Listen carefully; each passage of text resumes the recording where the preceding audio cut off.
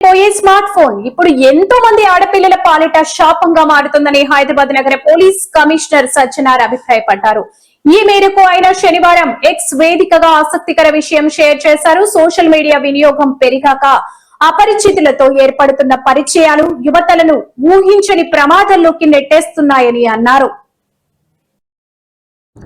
ఆడపిల్లలకు నేను చేసే విజ్ఞప్తి ఒకటే, మీకు ఆన్లైన్ లో ఇలాంటి సమస్య లేదా అన్యాయం ఎదురైతే అస్సలు భయపడకండి. ఆ సైబర్ నేరగాళ్ల బ్లాక్ మెయిలింగ్ కు లొంగవద్దు, మీ ప్రాణాలు తీసుకోవద్దు. వెంటనే ఈ విషయాన్ని మీ తల్లిదండ్రులకు లేదా స్నేహితులకు చెప్పండి. ఏమాత్రం సంకోచించకుండా డైల్ 100కు కాల్ చేసి పోలీసులకు సమాచారం ఇవ్వండి. మీకు అండగా పోలీసులు ఎల్లప్పుడూ ఉంటారా. తల్లిదండ్రులు సైతం పిల్లలతో కాస్త సమయం గడుపుతూ వారు ఆన్లైన్ లో ఏం చేస్తున్నారో, ఎవరితో మాట్లాడుతున్నారనే దానిపై ఓ కన్నేసి ఉంచండి. ఫేక్ ప్రొఫైల్స్, ఫేక్ నెంబర్లు, VPNలు వాడితే పోలీసులకు చిక్కం అనే సైబర్ నేరగాళ్లు భ్రమపడదు. మీరు ఎక్కడున్నా సరే పట్టుకొచ్చి చట్ట ప్రకారం చర్యలు తీసుకుంటాం. ఆడపిల్లలు సోషల్ మీడియాలో అప్రమత్తంగా ఉంటూ అన్యాయం జరిగితే ధైర్యంగా ముందుకు రావాలని కోరుతున్నానని సిపి సజ్జనార్ ట్వీట్ చేశారు.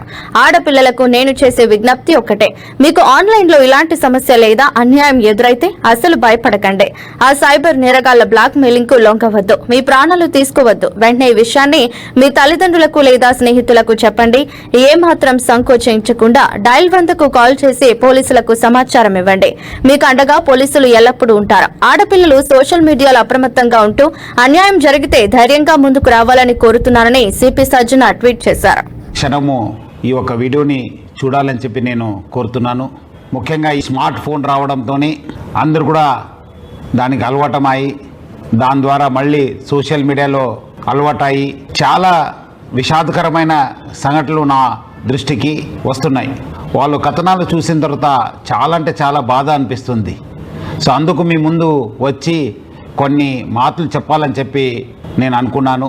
ఆడపిల్లలు చాలామంది ఈ స్మార్ట్ ఫోన్స్ అలవాటు అయిన తర్వాత ఎవరో ఇన్స్టాగ్రామ్లో, లేదంటే ఫేస్బుక్లో, లేదంటే వాట్సాప్లో ఏదో రిక్వెస్ట్ పెట్టి, ఆ రిక్వెస్ట్ పెట్టే ముందు అందమైన ఒక అబ్బాయి లేదంటే ఫేక్ ఫొటోస్ యూజ్ చేసి, లేదంటే ఫిలిం స్టార్స్ ఫోటో యూజ్ చేసి వాళ్ళు DP పెట్టుకోవడము, మన ఆడపిల్లలు వాళ్ళ ఒక రిక్వెస్ట్ని యాక్సెప్ట్ చేయడము, తర్వాత వాళ్ళతోని చాలా చనువుగా ఉండడము జరుగుతుంది.